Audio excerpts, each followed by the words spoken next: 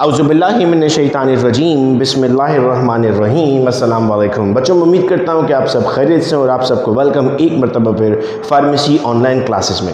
बच्चों, मैं आपसे रिक्वेस्ट करता हूँ कि आप मुझे कमेंट बॉक्स में बताइए कि किन टॉपिक्स को आपको बहुत ज़्यादा मुश्किल होती है समझने में। तो आपने एक टॉपिक बताया डोज कैलकुलेशन, जिसमें हमने स्टार्ट किया, फिर मुझे कॉमेंट में क्वेश्चंस मिले कि सर हमें पीडियाट्रिक डोज कैलकुलेशन बताइए, जो क्लिनिकल फार्मासिस्ट कर रहा होता है, जो डोज डिस्पेंस कर रहा होता है। तो आज की लेक्चर सीरीज से हम वो शुरू करते हैं। डोज कैलकुलेशन का लेक्चर नंबर 2 है। पिछले लेक्चर में हमने यंग्स फार्मूला से डोज कैलकुलेशन को सीखा था, जो टैबलेट्स के लिए था। आज हम स्पेसिफिकल हो जाते हैं सिरप पर, इंजेक्टेबल्स पर, और हर वीडियो लेक्चर में हम 3-4 एग्जाम्पल्स देखेंगे। और भी किसी वीडियो को देखना है बेटे, आपने समझना है तो ज़रा कमेंट कर दीजिएगा ताकि मुझे नेक्स्ट वीडियो बनाने में आसानी हो।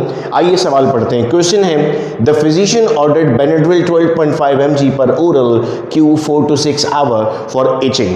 अच्छा, इन क्लासेस का फ़ायदा पता क्या होगा? आपको कुछ ड्रग्स के नाम, डोज याद हो जाएंगे, आपको याद हो जाएगा किस फॉर्मुलेशन में अवेलेबल है, और आपको याद हो जाएगा कि वो किस काम के लिए दिया जाता है। तो बड़ी इंटरेस्टिंग क्लासेस होने वाली हैं ये। साथ में कॉपी लेकर ज़रूर बैठें ताकि अगर कुछ लिखना भी पड़े फ़ौरन तो आप लिख लें। तो हम कहते हैं सर फिजिशियन ने ऑर्डर किया है बेनेड्रिल इचिंग के लिए। बेनेड्रिल जो अवेलेबल है वो 25 मिलीग्राम पर 5 ml में अवेलेबल है, और आपको कितने ml अब देने होंगे बीइंग अ फार्मासिस्ट। तो आप कहते हैं सर डायमेंशनल एनालिसिस करेंगे हम। सबसे पहले क्या लिखा मैंने यहाँ पर? 25 मिलीग्राम कितना ml? 5 ml। ये मुझे सवाल से मिल गया था। तो अगर मैं आपसे पूछूंगा 1 मिलीग्राम तो क्या जवाब होगा? सर इसको डिवाइड कर दें। तो क्या किया हमने? 5 डिवाइडेड बाई 25। अब सवाल में कितने के लिए पूछा गया था हमसे? 12.5 मिलीग्राम के लिए। तो हमने क्या लिखा? 25 मिलीग्राम को यहाँ मल्टीप्लाई करना पड़ेगा।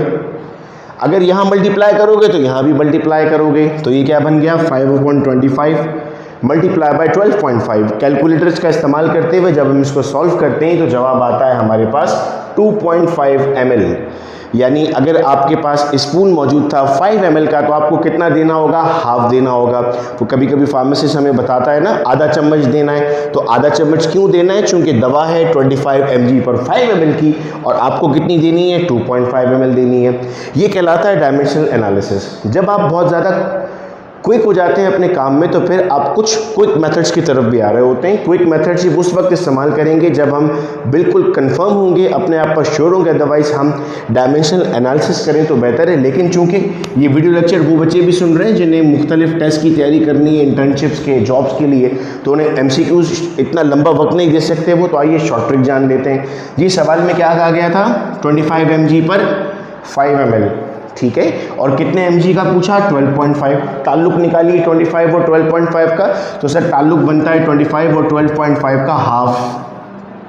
तो सर 5 को भी हाफ कर दीजिए। 5 का हाफ कितना होता है? 2.5। तो आप देख सकते हैं कि दोनों आंसर्स सही आए। चलें अब स्क्रीन को थोड़ी देर के लिए मत देखें, आवाज़ सुने और कमेंट करें। बताइए बेनेड्रिल कितने mg में अवेलेबल है? मैं उम्मीद करता हूँ आपने कमेंट कर दिया होगा। फिर ये बताइए कितनी देर बाद देना होता है?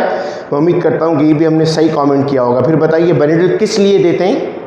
फिर उम्मीद कर रहा हूँ कि आपने कमेंट कर दिया और आप स्क्रीन पर नहीं देख रहे हैं। ये बताइए कि आपको कितना डोज देना था, वो भी आपने कमेंट कर दिया। इस तरह एक्टिव रहेंगे तो हम इन YouTube क्लासेस को 2 वे बना सकते हैं। वैसे वीडियो लेक्चर्स 1 वे होते हैं, यानी टीचर पढ़ा रहा होता है और आप सामने सिर्फ सुन रहे होते हैं। लेकिन कमेंट बॉक्स का हम भरपूर इस्तेमाल करते हुए इसे 2 वे बनाएंगे। आइए स्टूडेंट्स अब नेक्स्ट एग्जाम्पल की तरफ बढ़ते हैं।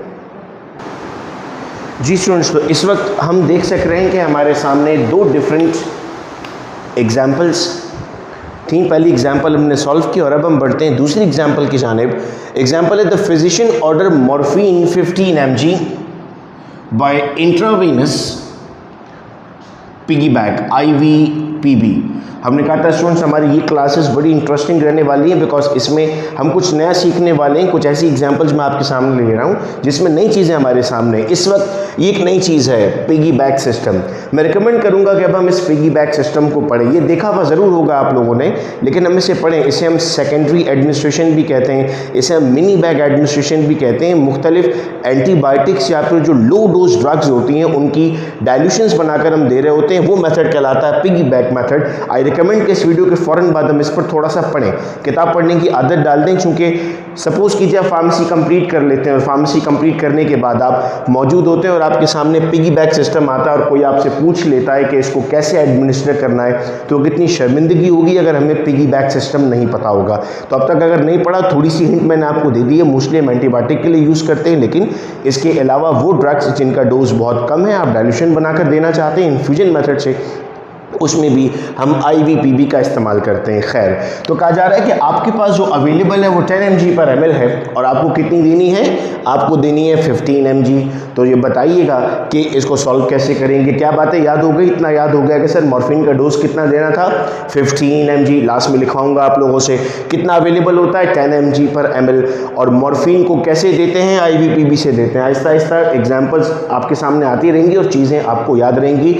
वो आपने सुना होगा ना, लोग कहते हैं प्रैक्टिस से याद रहती हैं चीज़ें, एक्सपीरियंस से याद रहती हैं। तो मैं यहाँ पर वो दोनों आपको करवाने वाला हूँ। आप पढ़ेंगे तो आपका एक्सपीरियंस होगा और यहाँ पर हम क्लास में प्रैक्टिस कर रहे होंगे। तो आइए डायमेंशनल एनालिसिस करते हैं। सर 10 mg में हम कहते हैं 1 ml रिक्वायर्ड है, तो 1 mg के लिए कितने ml चाहिए होंगे, 1/10 divided by 1 divided by 10 ml। हमें कितना रिक्वायर्ड है, 15। तो यहाँ लिख दिया 1 मल्टीप्लाई बाय 15। तो यहाँ पर मल्टीप्लाई किया, यहाँ पर भी मल्टीप्लाई करना होगा। 1 divided by 10 multiply by 15। Simple अगर हम सॉल्व करते हैं तो आंसर क्या आता है, 1.5 ml। लेकिन अगर हम कोई टेस्ट दे रहे हैं, गेट सब्जेक्टिव का टेस्ट दे रहे हैं या किसी इंटर्नशिप का टेस्ट दे रहे हैं, जॉब का टेस्ट दे रहे हैं, हाथ का टेस्ट दे रहे हैं, तो हमें क्विक मेथड भी चाहिए होगा। सर क्विक मेथड क्या है, 1 ml 10 mg। तो 2 के लिए कितना होगा, 20। 3 के लिए कितना होता, 30। सिंपल बढ़ रहा है ना। तो अब 10 और 20 के दरमियान में क्या है, 15। तो 1 और 2 के दरमियान में क्या है, 1.5। तो हमारा जवाब क्या है, 1.5 ml। दोनों मेथड इसलिए सिखा रहा हूँ कि आपको दोनों मेथड आने चाहिए, क्विक मेथड भी आपके पास होना चाहिए। मैं छोटे वीडियो लेक्चर्स बच्चों सिर्फ इसलिए बना रहा होता हूँ कि आप किसी काम करते हुए, ऑफिस से घर वापस आते हुए, यूनिवर्सिटी से घर वापस जाते हुए, चाय पीते हुए भी अगर इन लेक्चर्स को देख लेते हो तो चीज़ें आपको याद रहती हैं। इसीलिए मैं आधे घंटे की वीडियोस अपलोड नहीं कर रहा। तो आज हम इतना पढ़ते हैं, 2 एग्जांपल्स।